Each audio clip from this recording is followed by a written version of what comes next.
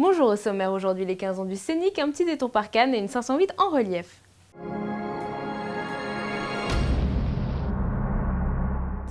Mais on commence tout de suite avec la mobilisation lancée par l'AFTAC en réaction aux mesures de sécurité routière annoncées la semaine dernière. Aujourd'hui, depuis 13 h, l'association des fabricants et possesseurs d'avertisseurs de radar a appelé ses sympathisants à télécharger et déposer en préfecture une lettre ouverte au Premier ministre protestant contre l'interdiction des avertisseurs type Coyote.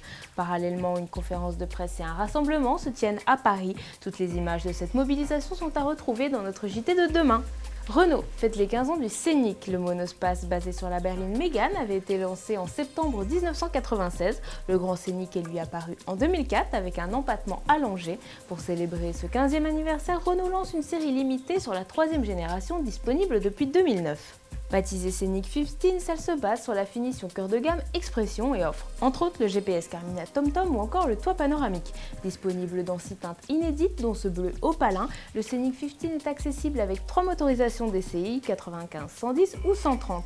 Cette série limitée se décline aussi sur Grand Scénic, alors tarif minimum 25 550 €, soit environ 500 € de plus qu'avec une finition Expression. Audi a profité du Festival de Cannes pour remettre les Talents Awards catégorie court-métrage et musique.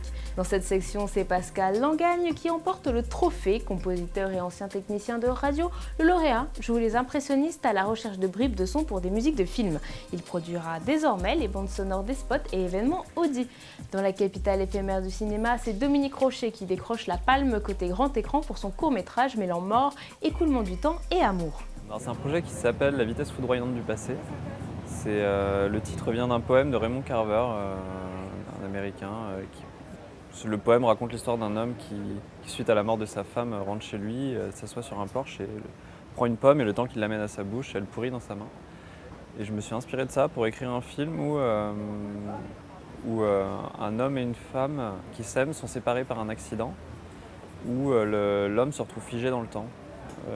Et ensuite, sa femme passe sa vie à attendre la fin de la chute de l'homme qui est figé dans le temps. À la fin de l'histoire, on passe du point de vue de l'homme et pour lui, la chute, comme ça, dure qu'un instant. Et on comprend que l'attente de sa femme n'a duré pour lui qu'un instant. Ça, c'est un moment un peu émouvant. À 27 ans, le jeune réalisateur a été encensé par le jury. Son court-métrage sera produit dans l'année avec l'appui financier d'Audi. Allez, on termine avec une initiative de Peugeot Turquie. Pour marquer son lancement, la 508 a joué les écrans pour une projection 3D. Relief et lignes soulignées par les flashs, on regrette seulement la présence récurrente des phares des passants qui troublent le spectacle. Allez, à demain sur autoplus.fr.